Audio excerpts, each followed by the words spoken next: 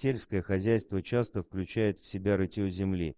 Не каждый день фермер натыкается на что-то невероятное, работая на своем поле. И все же каким-то образом в одно и то же время два фермера в разных частях света сделали невероятные открытия.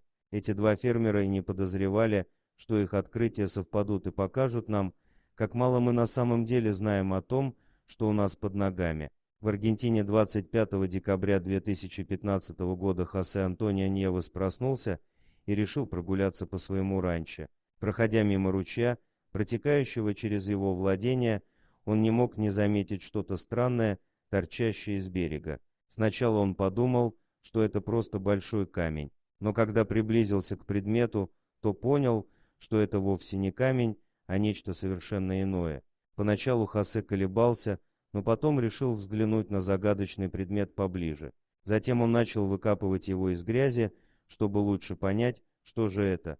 После того, как Хосе Антонио удалил грязь с находки, он быстро позвал свою жену Рейну. Мужчина надеялся, что у нее найдется какое-нибудь объяснение тому, что он обнаружил. Рейна понятия не имела, на что наткнулся ее муж, однако они оба были полны решимости выяснить это. Вместе они продолжали выкапывать и чистить предмет. К счастью, у них были подходящие инструменты для работы, поэтому они не повредили неизвестный объект в процессе. Им не потребовалось много времени, чтобы понять, насколько он велик.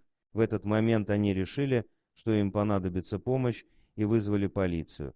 К тому времени, когда Хосе и его жена позвонили в полицию, все больше и больше людей стали проявлять любопытство к происходящему. Но и они не могли понять, что же нашли фермеры. Прибывшая полиция тоже ничем помочь не могла.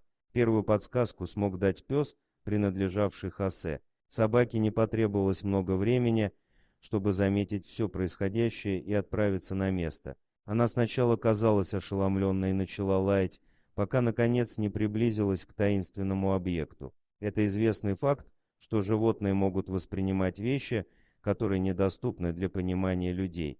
То, что собака вела себя так странно, доказывало, что это необычный камень. Увидев реакцию собаки, полицейские решили, что пришло время позвонить местным археологам, которые очень заинтересовались находкой. Исследователи организовали способ транспортировки объекта, чтобы его можно было исследовать в лаборатории. Правда, чтобы перевезти его, археологам пришлось сначала извлечь все из грязи. Так как, несмотря на то, что Хосе и его жена частично откопали находку, до полного ее извлечения из грунта было еще далеко.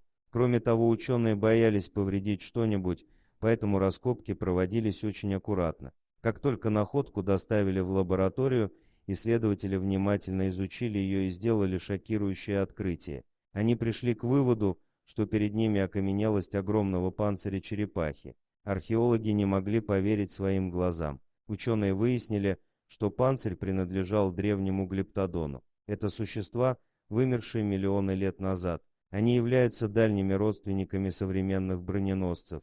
В то время как исследование массивного панциря черепахи проводилось в Аргентине, еще одно невероятное открытие было сделано в Мичигане, в 1000 миль оттуда. Другой фермер, Джеймс Брисл, также нашел неизвестный исторический образец на своей ферме. В то время оба земледельца не были знакомы и не знали, что в один день они нашли что-то невероятное.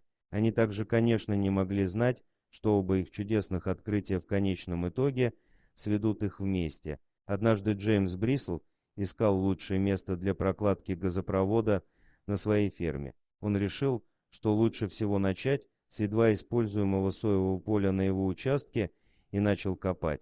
Этот процесс занимает большое количество времени и требует значительных трудозатрат. Брисл был готов к такой физической нагрузке, но не ожидал, что во время работы найдет нечто удивительное. Для рытья газопровода Брисл использовал тяжелое землеройное оборудование, в частности экскаватор. Работая ним, он был удивлен, когда наткнулся на что-то твердое.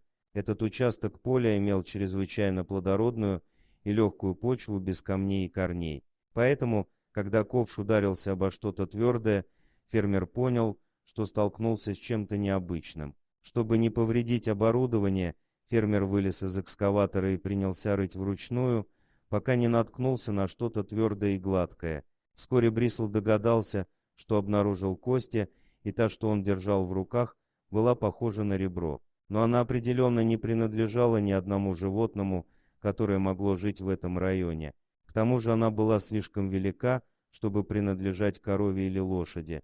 В этот момент Брисл понял, что нашел нечто уникальное. Подозревая, что находка может оказаться значимой, он решил обратиться к своим знакомым, чтобы они помогли ему откопать все останки. В итоге получилось собрать целую команду, которая копала весь следующий день. В результате они обнаружили еще несколько костей, еще больших, чем первая, но пока было неизвестно, чьи именно это останки. Однако после долгих раскопок команда археологов-любителей наконец обнаружила что-то похожее на массивный череп с двумя огромными бивнями. Каждый из них был размером со взрослого человека. Всем было ясно, что они откопали останки какого-то слона, но вопрос остался открытым.